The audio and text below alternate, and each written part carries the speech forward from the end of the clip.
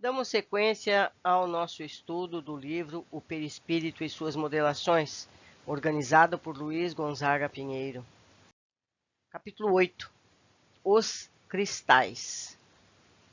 Não somos criações milagrosas destinadas ao adorno de um paraíso de papelão. Somos filhos de Deus e herdeiros dos séculos, conquistando valores de experiência em experiência, de milênio a milênio. Não há favoritismo no templo universal do Eterno, e todas as forças da criação aperfeiçoam-se no infinito. A crisálida da consciência, que reside no cristal, a rolar na corrente do rio, aí se acha em processo liberatório. As árvores, que por vezes se aprumam centenas de anos a suportar os golpes do inverno e acalentadas pelas carícias da primavera, estão conquistando a memória. A fêmea do tigre, lambendo os filhinhos recém-natos, aprende os rudimentos do amor. O símil, guinchando, organiza a faculdade da palavra. Esse texto está no livro No Mundo Maior, de André Luiz, capítulo 3. Então, meus amigos, todas as criaturas, todas as criações, tudo que existe no universo é potencial de elevação. Mas vamos ao texto. Os cristais. Dissemos que o fluido universal, em sua escalada evolutiva, concentra-se dando origem à matéria, e esta se uniria ao princípio inteligente para que, animalizada e organizada em novas formas, partisse das estruturas simples para a complexidade anatômica e fisiológica dos seres vivos. Reportamo-nos, assim, às manifestações apresentadas pelo complexo matéria-princípio inteligente, em sua constituição físico-psíquica inicial. A desaguar no patamar evolutivo onde é possível chegar através das repetidas lições a que é submetido. Isso é possível graças às vivências geradoras de aprendizagem, que se repetem por largos períodos, selecionando os mecanismos mais aperfeiçoados de sobrevivência, ao mesmo tempo que arquiva o conhecimento adquirido para uso posterior. De início, o princípio inteligente possui o seu arquivo de memória com poucas informações, onde se destaca o objetivo de superar toda e qualquer dificuldade para não sucumbir às adversidades. Essa vontade férrea tudo fará para vencer em busca da sua autonomia.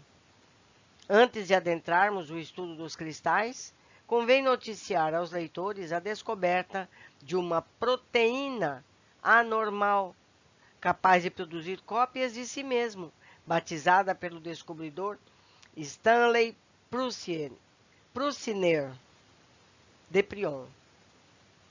Quer dizer, aqui eu vou ler de novo. Produzir cópias de si mesmas, batizada pelo seu descobridor de Prion. O descobridor é Stanley Prusiner. Essa proteína, enrolada de um modo anormal, é responsável pela doença da vaca louca, que trouxe grandes prejuízos aos criadores de gado. Essa proteína anormal está causando a mesma alteração em moléculas saudáveis, nela imprimindo a sua característica, como se quisesse fundar uma nova descendência, ou seja, encontrou uma maneira de se reproduzir, fato que indica certa autonomia e determinação. Existirá uma inteligência por trás dessa transformação, ou tudo não passa de uma questão puramente material? Seria o princípio inteligente despertando na matéria bruta em sua ânsia de crescimento e aprendizagem? Como tal estudo está em andamento, melhor será esperar pela sua conclusão, para só então nos posicionarmos, e sempre falando em hipótese, sobre tão delicada questão científica. Iniciamos o estudo das conquistas do princípio inteligente pelo domínio das formas geométricas puras.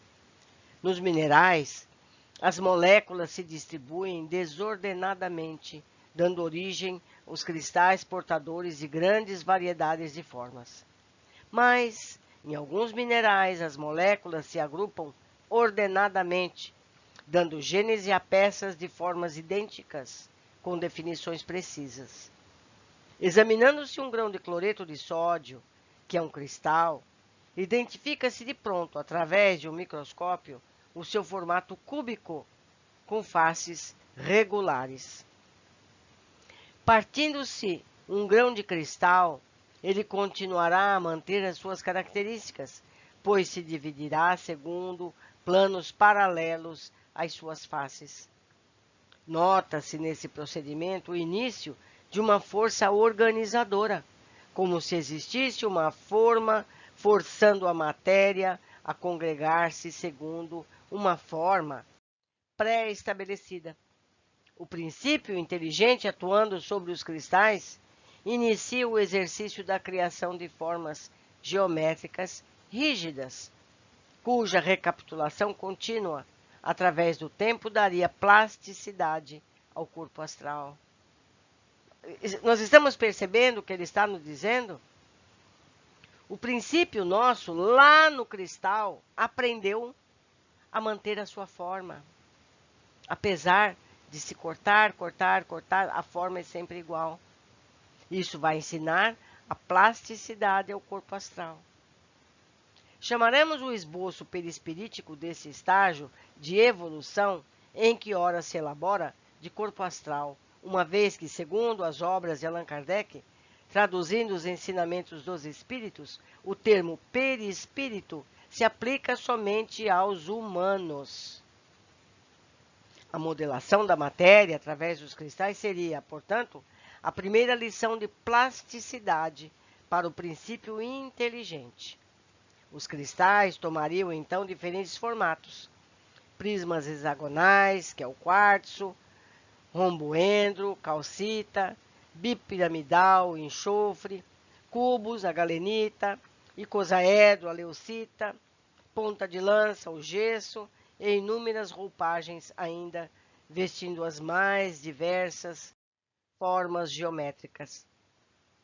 Após milênios de exercício para o domínio das formas geométricas, o princípio inteligente viria a aliar-se com a energia vital para vivificar a matéria, iniciando o primeiro ciclo dos seres vivos, os vegetais. Eu busquei aqui para vocês os cristais que foram citados de uma forma melhor do que está o material impresso, certo? Então, temos aqui o quartzo, esse branco aqui, como ele descreveu, com linhas paralelas.